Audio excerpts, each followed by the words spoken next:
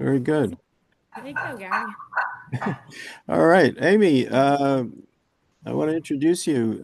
You are the director of Acorn Hall, which is the site of the Morris County Historical Society. Hmm. And I want to welcome you. And I know that you've been working hard to restore the building, and we look forward to hearing more about it. So it's all yours. Thank you. And thank you very much, Gary, for this opportunity.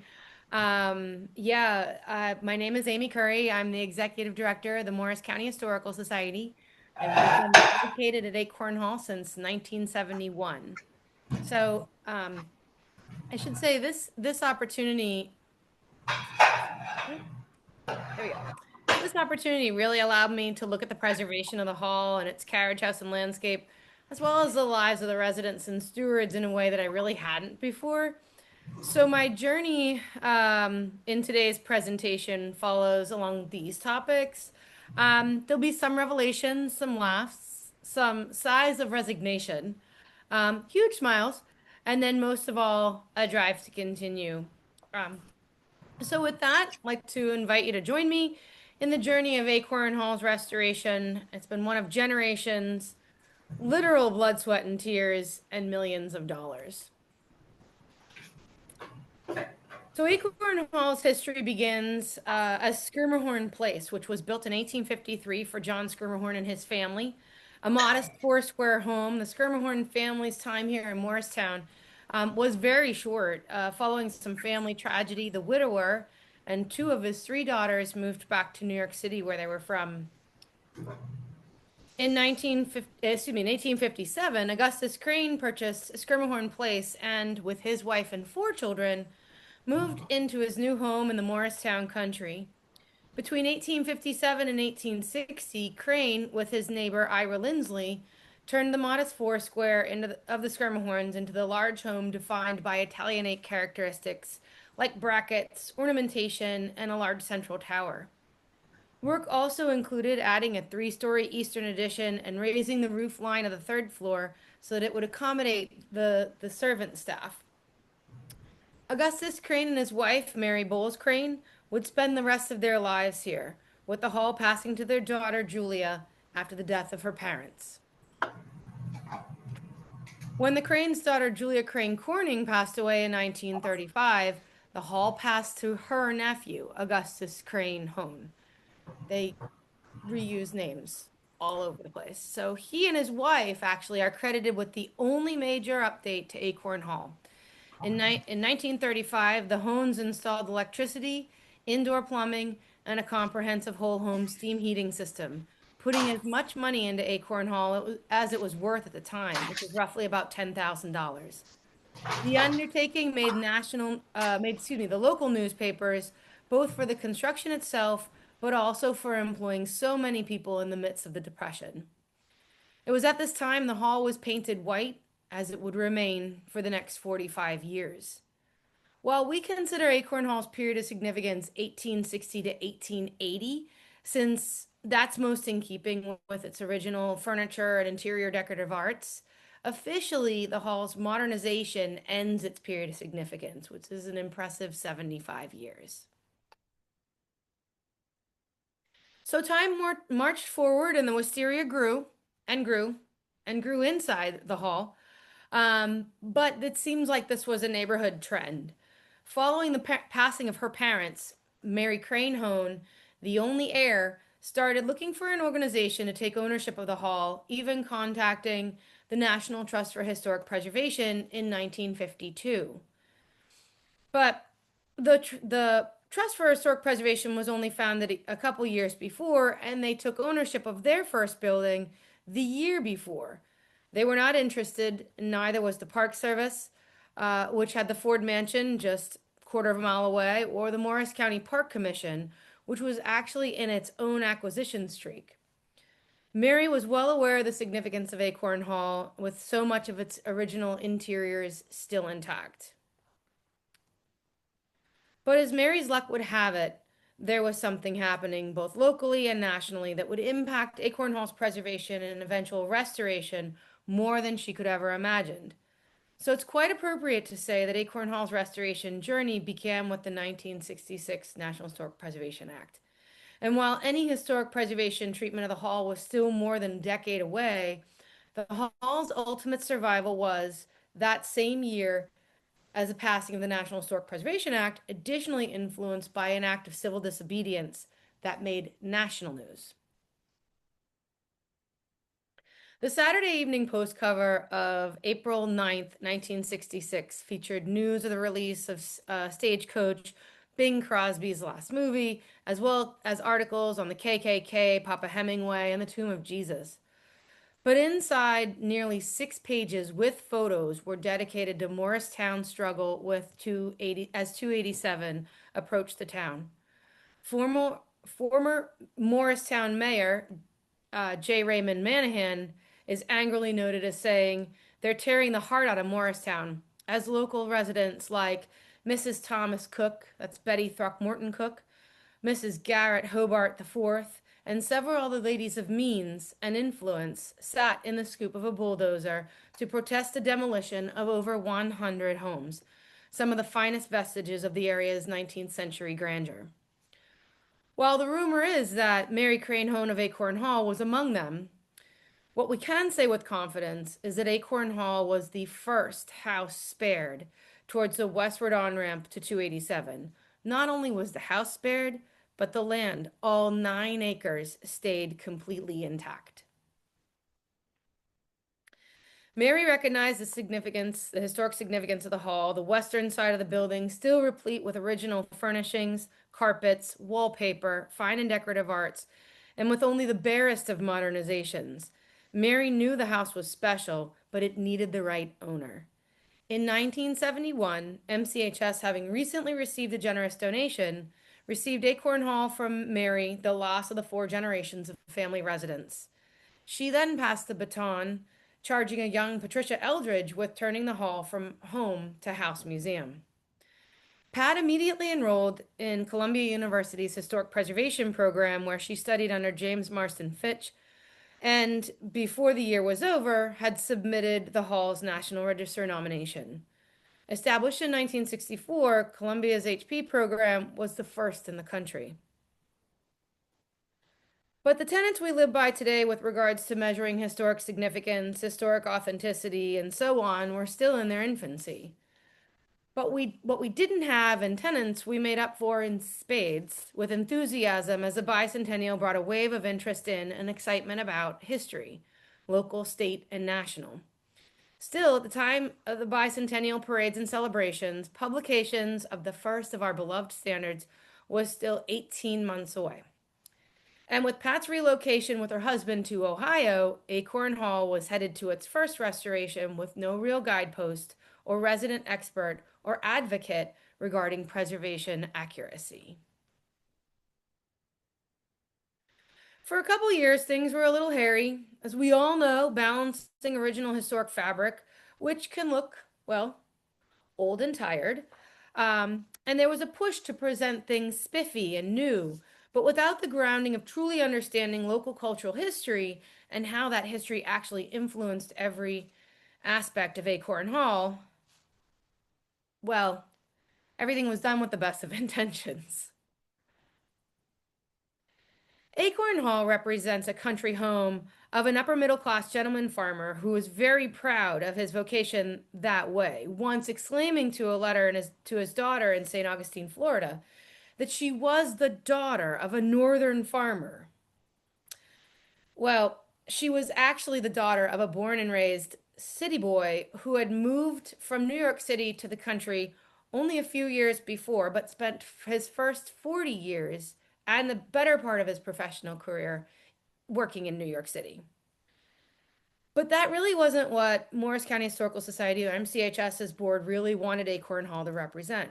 Stylistically Italianate, maybe MCHS leadership took their inspiration from Cape May, reconstructed after a devastating fire in 1878 that had leveled the entire town. The buildings were constructed in the popular style of the time, Victorian, and lavishly painted to reflect opulence and grandeur. Despite knowing the house was originally gray, Presumably from a scrape test, the board contacted renowned preservationist Roger Moss for his opinion. Nearly 40 years later, he recounted the whole thing to me. He made his recommendation based on what might have been appropriate for the time period. A Sherwin-Williams devotee, it was Downing straw, Rookwood red, and Rookwood shutter green. But the freshly painted exterior would only cover issues for so long. In 1990, it was apparent that Acorn Hall needed more than just a coat of paint if it was to survive the long term. The first major restoration came in 1992. Ironically, the first revision to the standards also came that year. Just 3 years later, the treatment standards, preservation, rehabilitation, restoration, and reconstruction were codified into the Federal Register, replacing the 1978 and 1983 versions. There was no doubt at this time that the crew also didn't realize that the house was gray. But once again, the hall was painted Downing straw, Rookwood red, and Rookwood shutter green. Except this time, the straw was a bit more yellow. In 2007, and with grant funds from the Morris County Historic Preservation Trust to repaint the hall, but no guidance from a historic preservation specialist, Acorn Hall was spray painted. When I took my position in 2012, the executive director's position had been vacant for about 6 months. The preservation plan was about 1 month old. And my mom noted in a comment on our Google reviews that the hall lacked curb appeal. I had a challenge ahead of me in multiple ways. Meet Grant. So I have to pause for one moment because none of what we've been able to do would have been possible without our grantors, in particular the Morris County Historic Preservation Trust and the New Jersey Historic Trust. Since 2012, the Morris County Historic Preservation Trust has awarded 1.25 million in 13 grants that I've authored. The New Jersey Historic Trust, since 2017, has awarded 800,000 in six grants I've authored. Those have been additionally complemented by another 12 grants from sources including private foundations, state agencies, and charitable conservancies for an additional 145,000. So, with those, plus the others I've written for MCHFs over the past 4 years, I just thought it appropriate that I name my Golden Retriever grant. With our preservation plan hot off the press, when I arrived, we started getting to work on recommendations and in the proper order. So flat roofs and gutters were first, along with necessary repairs to decorative elements located on the flat roofs and repairs to the siding. So with flat roofs and gutters done, it was time for a new cedar shake roof. Scratch that. Slate. There were 3 grantors on this project, each requiring a scope change. But we lucked out. The additional time and materials saved for anticipated sheathing repairs would help offset the cost of a slate roof. So lesson number 1, trusting your predecessor. Acorn Hall is not haunted. I've been here late at night. I've been here early in the morning. I've been here alone. Not haunted. But every now and again, I'm urged to go to a place and once there to pull something off the shelf, a box or whatnot. And so it was that morning of our project meeting to discuss the new slate roof. And I passed this to our architects. It was completed in 1993. It mentioned numerous times that the original slate roof was still on the building and removed in 1975 with photos. Kept with other Acorn Hall building history, it had not been provided to our architects at the time they prepared the preservation plan. So with historic photos being inconclusive, we were basing all of what we had done at that point on what would be appropriate for a country home. So you know how I had mentioned that the last time the hall was painted, it was spray painted? Well, our grantor did not take too kindly to that. So when I presented our grant application for a historic paint analysis to the same grantor, the comments were that we would have to wait until a proper paint job would start to fail in order to reapply for funds to paint it again. But waiting didn't necessarily mean being idle. Working with our historic architects, I offered the side of the hall for an experiment.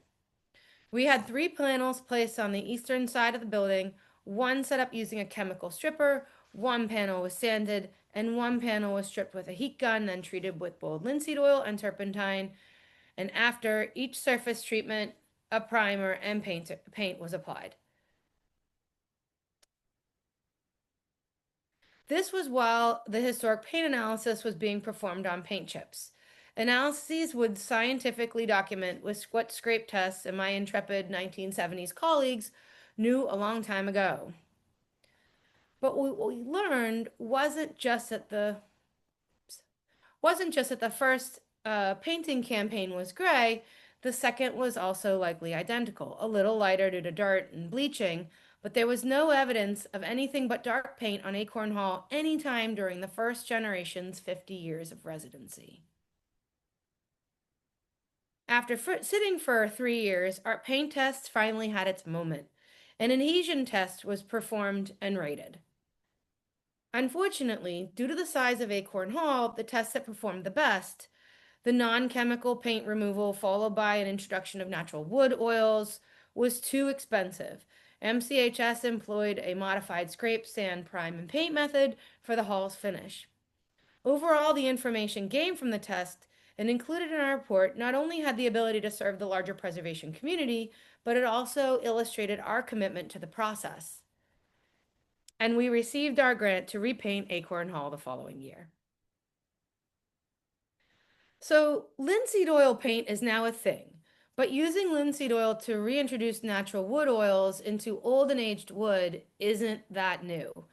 It's practiced a lot in certain NPS circles. Not much is known outside, so this is a great opportunity to expose our historic preservation consultants to something new. Maybe not always applicable to the grant-funded preservation world, but still valuable. Where and when you can, be willing always to use preservation as your resource to benefit the larger community. So once the word got around that the painted lady was going to be retreating into the naturally inspired country home, many of our members, some of who've been with us for decades, were not happy, and I understood that. The color change was definitely going to be drastic. To answer the questions, feedbacks, and concerns, I ran construction tours, lots of them. Weekday, weekends, mornings, afternoon. I made it easy for people to meet with me and discuss. These tours were really well received, and we were going to do this in the open. I made myself available. We'd review the paint analyses, the historic photos. We'd put Acorn Hall back in its proper context. While anything country is hard to now conceptualize in Morristown, it was especially why our efforts were important to use Acorn Hall to tell the larger history. True Colors was the name of our fundraising campaign. We documented the color transformation nearly by the day, which gained a lot of attention with people calling and emailing about our color choices. Each call really a teachable moment. At our gala that year, the same preservationist that told me we would have to wait and pay our penance over the spray paint debacle was our keynote. She extolled the work we'd done and was looking forward to Acorn Hall being returned to a place where its very existence would teach about local history and local development. So my lesson number 3 was program, program, program. Give tours, answer questions, be there. Provide the documentation and guidance. When big changes happen, especially the first, people are always going to be uneasy. And to this day, all of our construction projects, every single one is accompanied by construction tours that I lead. If there are questions, I make myself available for people to answer them. So years and many, many hundreds of thousands of dollars have been spent on Hall's restoration, but it wasn't in fact the building in the worst condition.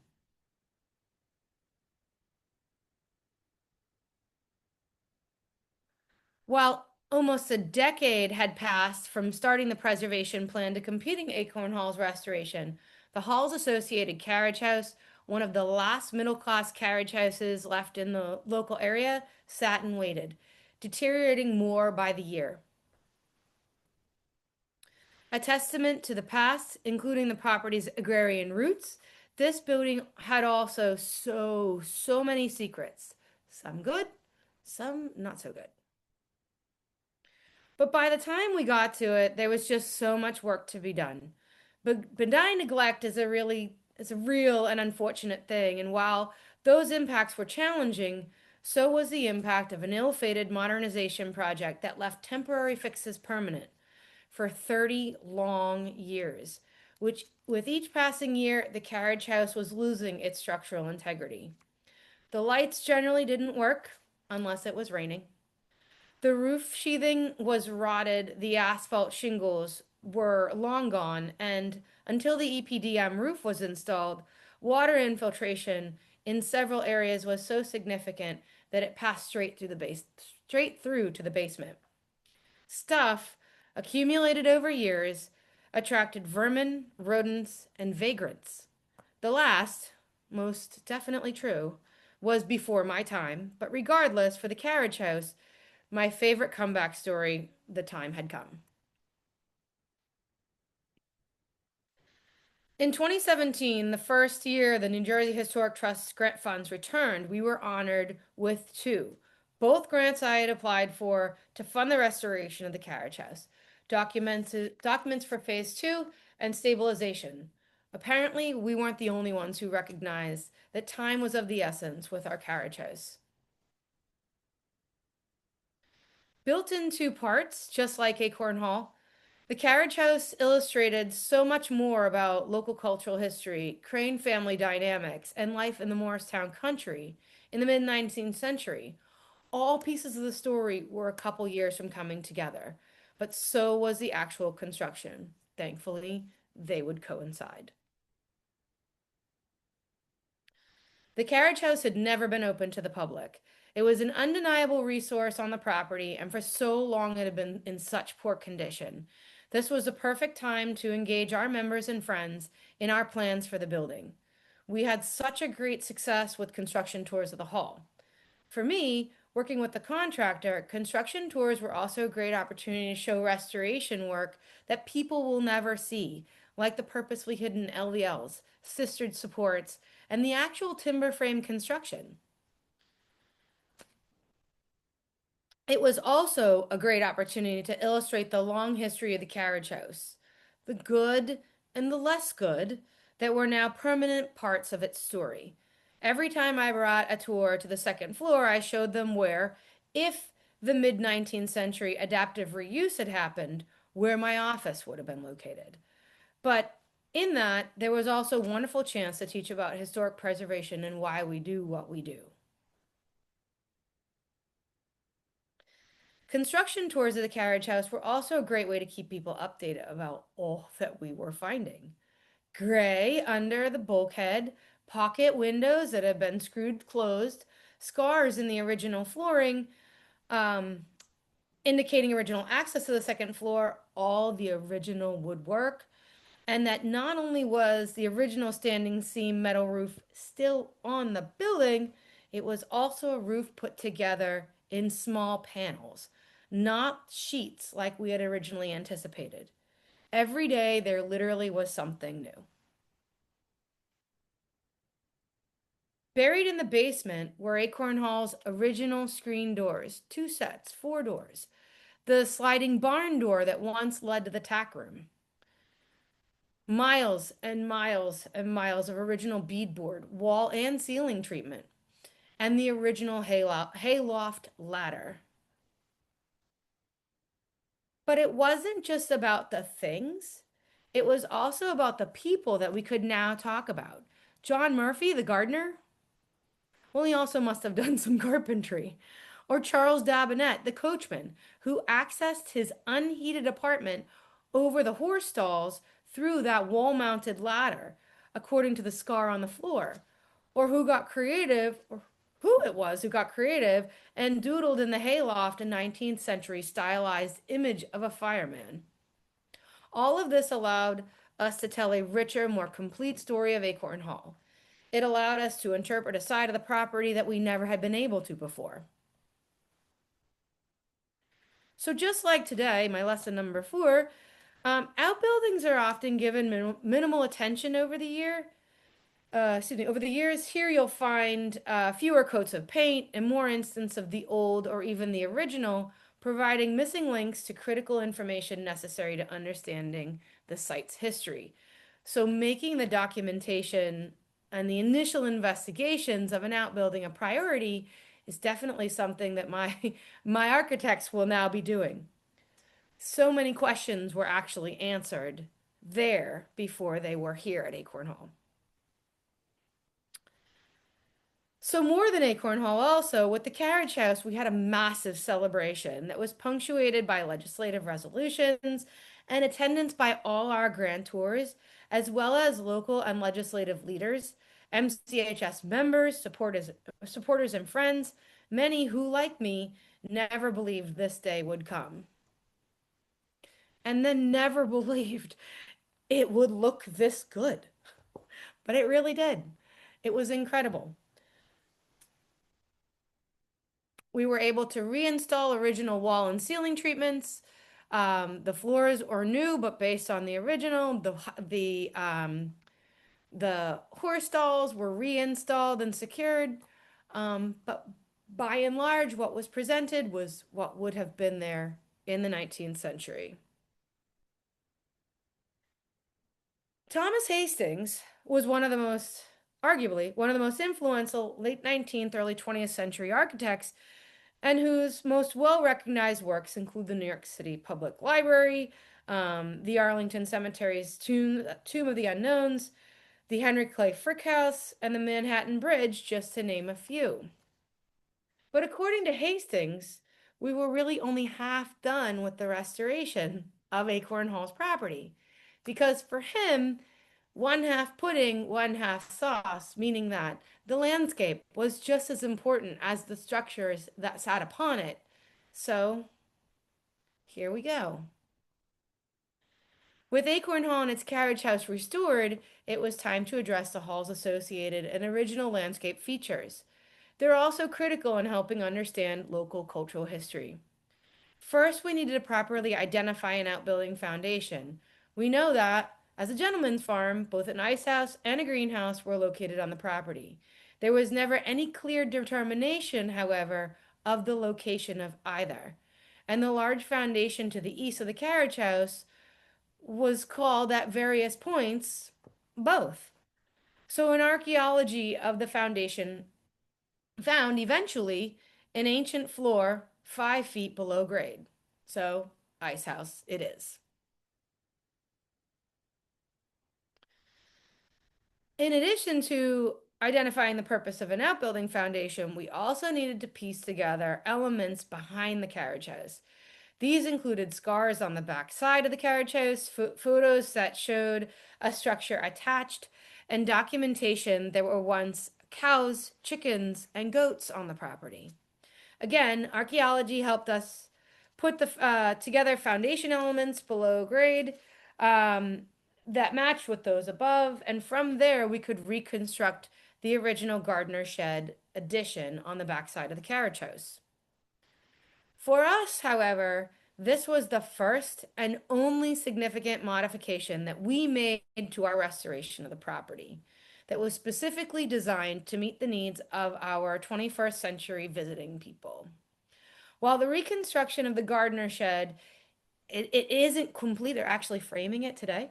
Um, it will eventually contain our Clivus Multrum composting toilet, as well as storage for all of our gasoline-containing landscape equipment, including our lawn tractor, trimmers, and blowers. As Acorn Hall is a family residence, our restroom facilities are woefully inadequate to meet the needs of our visiting public. This outdoor ADA restroom will help solve the comfort need of all of our visitors. A dry system, it can also be available year-round to help reduce the pressure on our one available potty. But in Morristown, the county seat of Morris County, the very thought of a restroom facility that was not connected to the sewer line? Well, we kind of faced an uphill challenge with every step of this process. And because connecting to the sewer system some 300 feet away wasn't a financially viable option, we just kept persevering. Part of also being able to effectively use our landscape, our property, excuse me, included, well, lights. Acorn Hall was not electrified until 1935, and when it was very conservatively done. One solitary bulb illuminates the entire front of Acorn Hall. For both visitor and resource safety, MCHS added a landscape lighting initiative to our final exterior restoration projects. The lighting plan needed to take into consideration that any landscape lights would not be historically accurate, neither to the property or the hall's period of significance. But lighting was appropriate along Morris Avenue.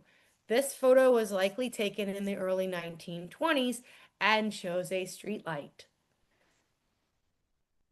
So, while this part of our restoration won't actually be completed until 2026, it's one of the projects that we've done that is most creative and the one I've been anxiously awaiting for. The lighting plan is now over a decade old, so I have been waiting for this for a decade. So minus the bollards at the front porch, those are not included. We will include installing replica early 20th century Morris Avenue street lamps to mark the driveway entrance and exit, and a low voltage, high watt, dusk to dawn LED light will be placed in the remaining mature red oak tree, for which Acorn Hall is named, to wash the hall in a moonlight glow each and every night. So this solves our lighting problem in a way that was both historically accurate and period appropriate. The moon's angle is a little off, but you can't win them all.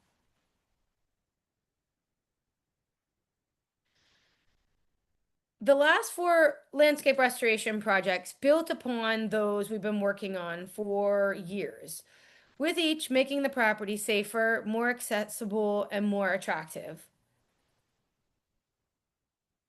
Acorn Hall's 200 feet sidewalk restoration was actually multi-phase endeavor. Damaged when a tree fell during Sandy, MCHS was placed on notice by the town of Morristown to fix our sidewalk. It's a sidewalk to nowhere, but to fix our sidewalk, which we did.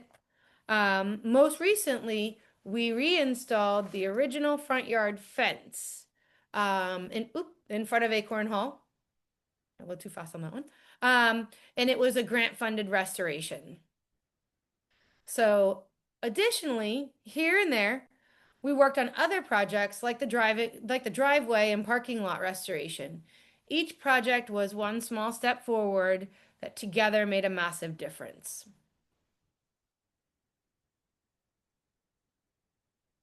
All right. Okay. So while we and our grantors, members, supporters, and friends celebrate our accomplishments thus far, it doesn't mean that the battle is over. Our next funded projects, expected to start late next year, will address interior restoration issues like massive and very suspicious plaster cracks, some, of course, located behind original 1860 wallpaper. Um, Others radiating from original ceiling light fixtures. We have loss of plaster and previous restorations that lack historic integrity that we're still dealing with from the 1980s and 90s. And then there's the fact that we have a wooden building that is always in the process of trying to decompose itself, which is why, after living in the historic preservation trench for the better part of 14 years consistently, I cannot stress enough. Thank those who support you. Celebrate the wins. Consistently put yourself out there and educate and never give up. So thank you very much for this opportunity. And I'd like to take any questions if there are some. Thank you very much, Amy. I really appreciate the care in which you put together this presentation. It was excellent. Thank you. Um, I'll open it up for questions, but let me start out by asking you one. You mentioned the construction of 287 that had an adverse impact on other houses of that were maybe comparable in significance to Acorn Hall. And what I wondered is if 287 had not been built, would you have been able to do what you did with this one of the last surviving houses? Yeah, that's a really good question. I think one of the things that sets Acorn Hall apart, hands down, is the fact that we do have still so much original interiors. And I think that that was going to be always something that would have set us apart, even had those other structures survived. Hmm. Um, because it's rare that you get generations that decide not even to update wallpaper. And I always give credit to the third generation of residents. So, um, he he was the grandson. He actually lived in the hall for a short while he was very young. Um, but she was the belle of Southern Kentucky society. Um, I'm sure they had interesting discussions when she was moving north of the Mason-Dixon line. Um, but but also that she was moving into a house that did not yet even have indoor plumbing in 1935, nor electricity, nor a comprehensive whole home heating system. They still were using Latrobe stoves or Baltimore heaters in the fireplace. So I give her the most credit because when she came here, even recognizing that this is not her family home, but it was historically significant. She was incredibly light-handed in all of the work that she did. The wall sconces, the electric wall sconces that she added, they look like the girandoles that are original to the house. She didn't electrify every chandelier. We still have in really key places like the front parlor. Well, it's an electric chandelier, but the wires terminate into the ceiling rosette. They go nowhere. But it was important for her to have the front parlor match the back parlor, and she electrified the back parlor chandelier. The chandelier over the dining room table is not electric. It's still oil. And there was no electric fixtures, just outlets added in the room we call the library, which, the man space. So it's really kind of neat how even in that one major restoration, it was still done so carefully and so considerately to the existing historic fabric. Thank you. I see that Tom Ankner has a question. Tom, you want to unmute? Yeah, I just did. So I have a question and a comment. For one thing, I'm amazed that they didn't have indoor plumbing or electricity until 1935. That kind of amazes me. And then my other question is, my question is, how many acres are involved there? And I guess I'm assuming that a lot of the acreage that was originally there as part of the house were sold off or subdivided at one point. How much acreage is left now? Actually, very interesting story. So, we have six of the original nine still. Oh, okay. Uh, when Mary was looking to give us Acorn Hall, the County Park Commission was working on the Patriots Path system. Also, it was very well known that Jacob Ford Jr.'s gunpowder mill was located just down the bottom of our property. It wasn't known, however, at that exact moment if it was on our property or not. In fact, it was believed that it was actually on our property, still on our property. Um, so Mary made the decision in 1971 to give us the hall and give us six of the original 9 acres. She gave the remaining 3 acres, which she believed also contained the powder mill site, to the Morris County Park Commission. So, an archaeology was done in the Ed Lennox actually did the archaeology. That was done in the early 70s. A book was written, all kinds of great stuff. Um, and then we decide with the park commission, because 2026 was coming up, that we wanted to really document better the powder mill. This gunpowder mill was one of the last, probably the last, to exist in New Jersey. When it was constructed, it was one of three. So great. We wrote the grant. The park commission was going to make the match. We had the archaeology done, and with the wonders of GPS, lo and behold, it's not on our property. No. Um, Long story short on that, it's still six of the original 9 acres. The other 3 acres are still preserved. So you would think that it's all entire.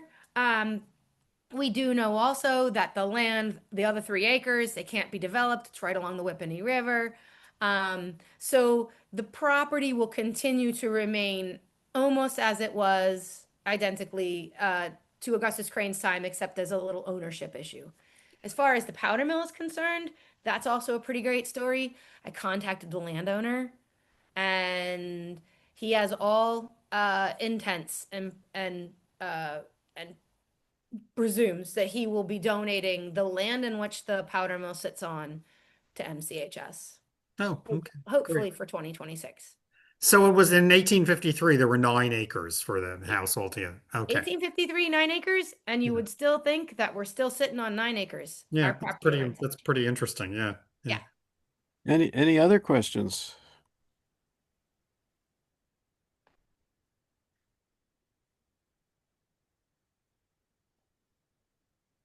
Questions? Comments? Well, you gave such a thorough talk, Amy, that I think Yeah. that's probably why there aren't more questions. Well, this has been phenomenal. I mean, I thank you very, very much for this opportunity. Um, this has been an amazing project, and I invite y'all to come in and check it out. The carriage house is open, self-guided. Acorn Hall is open 4 days every week, 4 guided tours, and very soon we'll have a available restroom, very state of the art, in our backyard.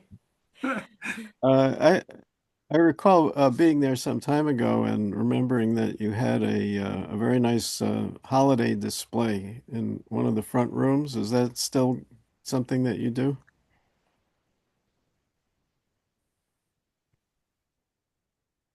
Oh my gosh. You should see the in a little bit of a side, what we did recently was change out all of our light bulbs to amber LEDs, Hmm. because again, since most of the interiors are original, they were designed with a candlelight involved, not an incandescent light. So when we did that, and then we use amber everything. It, our Christmas decorations, although woefully not historic and not accurate, um, they look phenomenal. It really just it it gives you such a wonderful sense of what living in candlelight must have been like, with interiors that are designed to be complementary to that. It's incredible. Great. Well, I hope some of us will have that opportunity soon. Thanks again, Amy. I'm going to close the meeting and invite you all to attend our next one in February. Yes, thank you, everyone. I appreciate it. I hope you have a wonderful holiday season. You too. Take care. Thank you. Bye-bye. Bye. Mhm.